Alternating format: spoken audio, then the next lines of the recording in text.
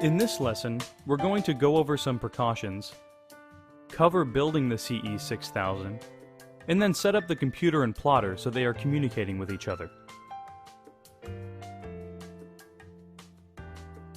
Let's go over some general precautions.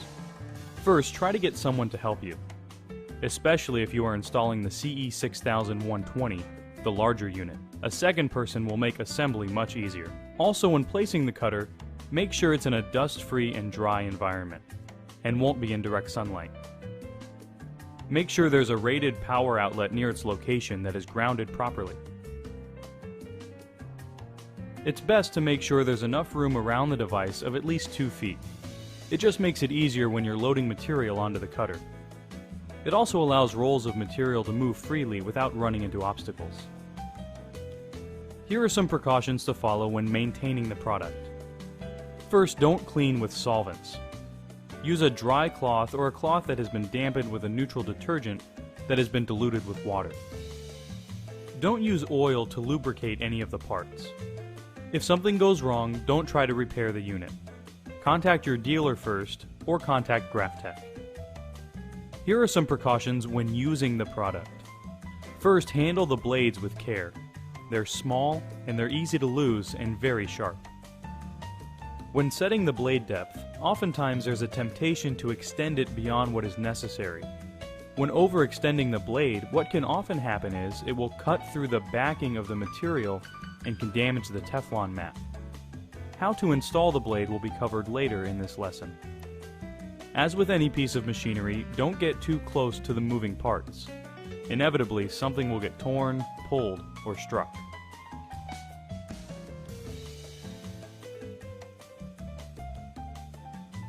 Next, we will be building the stand, so if you have purchased the CE6040, you are welcome to skip ahead to the next section, since that unit doesn't come with a stand. Although once your cutter is in its final location, go ahead and place the 2 stock roller trays to the back of the cutter, as shown here.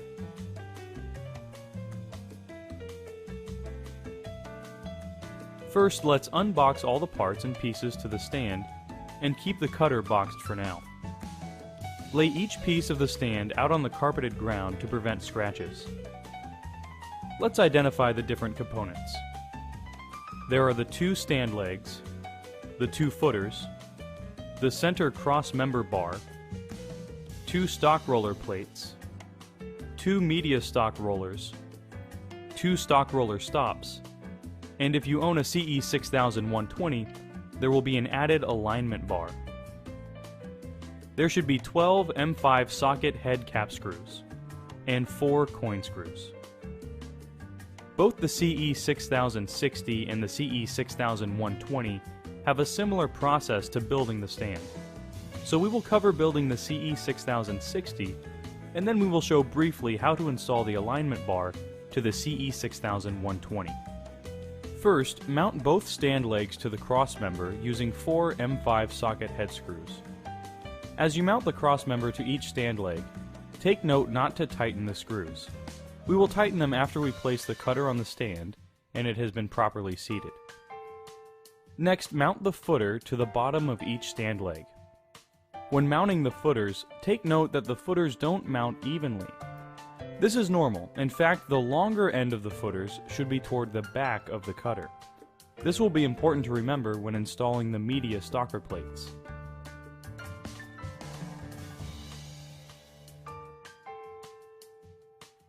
Next, we can mount the media stalker plates to the top of the left and right stand legs. Mount the media stalkers so that the stock roller bearings are facing toward the back. You'll be able to identify this by looking at the stand footer. The longer stem of the footer will indicate the back end of the cutter. Mount the media stalker plates with 2 socket head cap screws using the provided Allen wrench.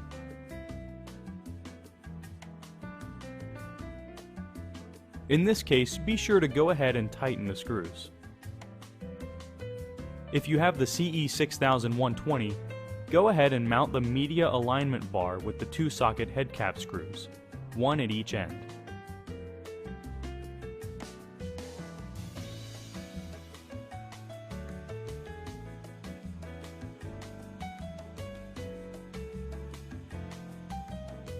Place the CE6000 onto the stand so that the positioning pins match up with the holes on the CE6000.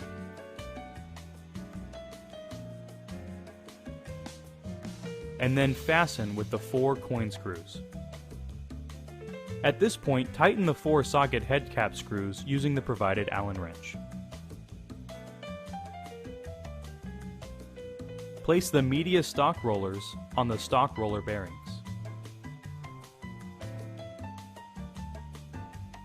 Next, plug in the power cord to the right side of the cutter and then plug it into the wall power outlet. Keep it turned off for right now. Next, take the blade holder out of the box. Hold it in your hand and remove the cap. Now locate the CB09U blade, which is packed in a plastic container. Remove the blade and insert it into the blade holder cap, inserting the blade tip first. Carefully press the blade into the cap to ensure that it is seated properly. Then carefully mount the cap onto the blade holder. As mentioned earlier, the blade should only extend to the thickness of the media. This may seem to be a daunting task, but it's not really. To extend the blade, start by turning the adjustment knob clockwise until the blade is barely sticking out, barely visible. Next, take a piece of vinyl and lay it flat on a table. Then, with the blade holder tool in your hand, draw a circle on the vinyl. Go ahead and remove the circle. If it is difficult to remove, then extend the blade by turning the blue adjustment knob 1/4 of an inch clockwise, and repeat the test. Next, reach on the back side of the media or vinyl, and with your hand try to push up from the back side of the vinyl underneath the cut circle. If it pops out easily, then the blade is extended too far. Retract the blade by turning the blue adjustment knob 1/4 of an inch counterclockwise and repeat the test. Once the blade is installed and adjusted, mount it onto the tool carriage. Loosen the tool carriage screw, making sure the little C-clamp is out of the way. Then take the blade holder and insert it onto the tool carriage mount.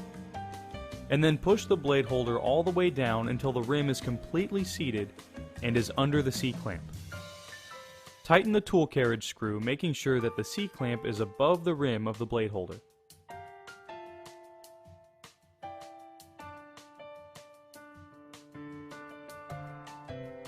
Before we go any further, let's get familiar with the CE6000 cutter.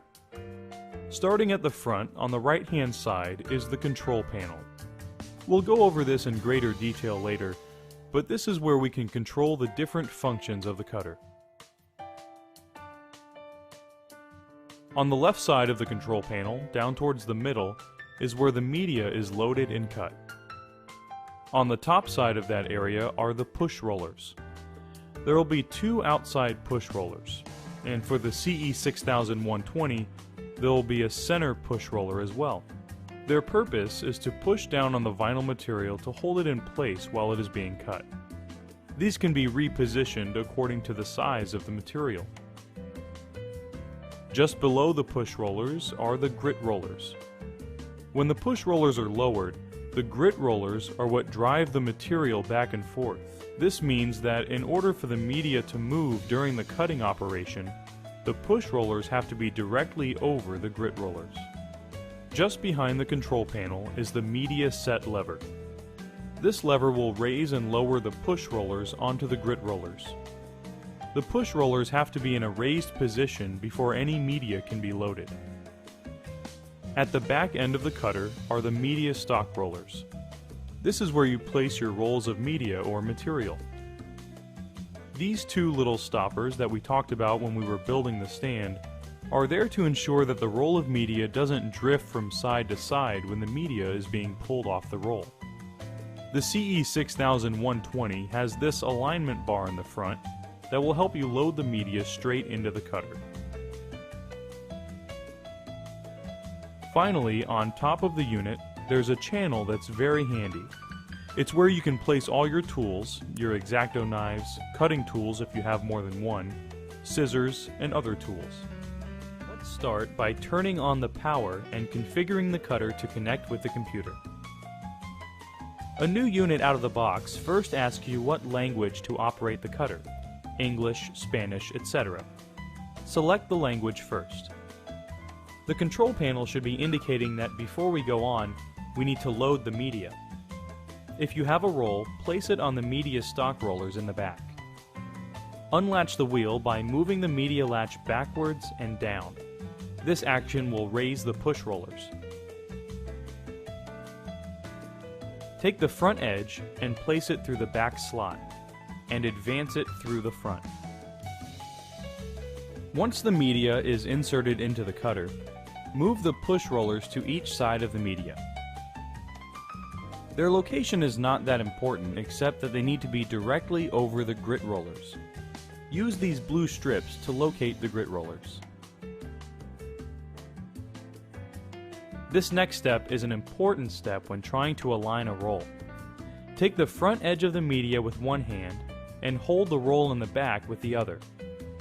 While holding the roll, pull the front edge to make the media taut. This helps the media to be straight. If you have a sheet of media, align the sheet by using the ribs found on the front panel of the cutter. Once the media is straight, hold it against the front panel to keep it in place, and set the media set lever.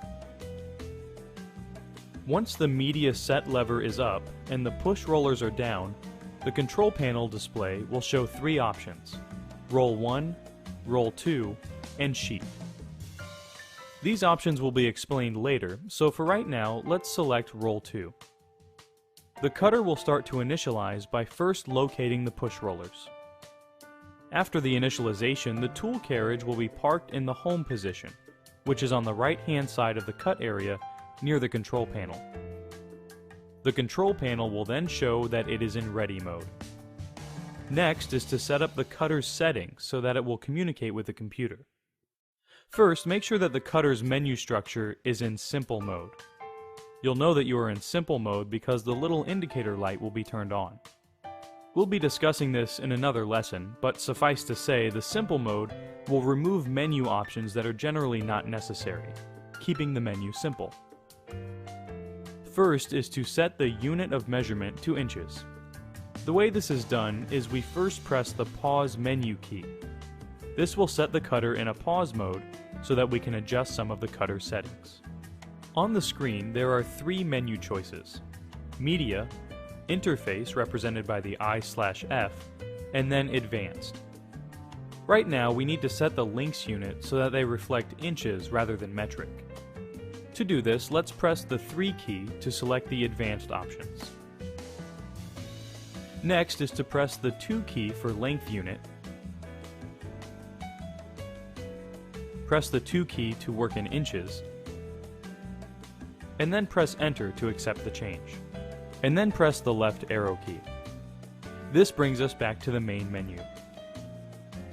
Next is to press the 1 key for media, and then press the 1 key for page length. To increase the length, we'll press the up arrow key and set the value to about 1200 inches. This will give us about 100 feet in length to work with. This is somewhat a slow process to get to such a high value. By pressing the fast key first, we can set the increments to a higher value. In this case, we can press it until we can reach 400-inch increments. Now when we press the up arrow key, we can reach the 1200-inch value more rapidly. Once the value is set to where we want, in this case 1200 inches, press Enter to accept the value. Next is the resolution for the cutter that must be set, or what is called the step size. To do this, press the 2 key for interface, and then press the 2 key again for GPGL step size. Finally, press the 3 key to set the step size to 1016. Press Enter to accept the new changes, and then press the left arrow key to return to the main menu. Now that the plotter is set up to communicate with the cutter, let's turn the cutter off. Take the USB cable that came with the cutter and plug one end into the computer and the other end into the plotter. But do not turn the cutter back on. And go ahead and take the cutting tool out of the tool carriage for right now.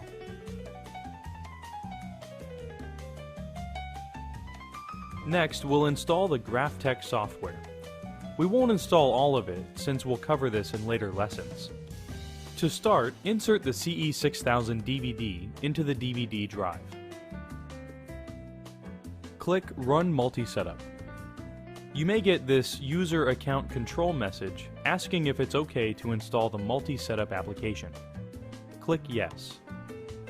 This will open the CE6000 software installation application.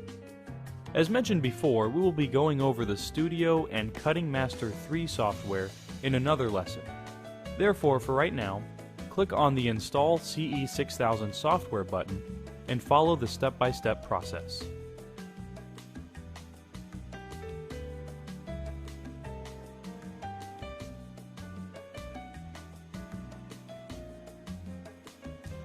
At this point, the installation program is asking if you'd like to install the CE6000 driver. Click OK. Click Next, and Next again. This will bring up this window that will ask what port you will be using to communicate to the cutter. Choose the port you'll be using. In our case, we will be using the USB port. And then click Next. Once the driver is installed, click OK. This will bring us back to the main menu. Click Exit. Finally, turn the cutter on. Initialize the cutter by pressing the 2 key for Roll 2 on the control panel. The cutter has been set up and the software is installed. The final step is to test the communications by using the plotter controller to set a test cut. To open the plotter controller, click Start at the bottom of your PC window. Then click All Programs. Scroll down the list to find GraphTech Cutting Plotter Controller for CE6000. Click on the folder, and then click on the application. This will start the Cutting Plotter Controller, or controller for short. When the plotter controller window opens, click the Test Cut button, and then click OK. At this point, your cutter should be cutting. Go ahead and mount the blade holder tool. If there is no movement, then there are a couple of things you can check. First, make sure that the cutter is turned on and is in ready mode. Next, check the cable to make sure it is plugged in correctly to both the cutter and the computer. If it still doesn't work for some reason, review the steps we have just covered to make sure a step wasn't missed. If you still have issues, contact your dealer where you bought the cutter, or contact GraphTech's technical support department at 888-318-3247.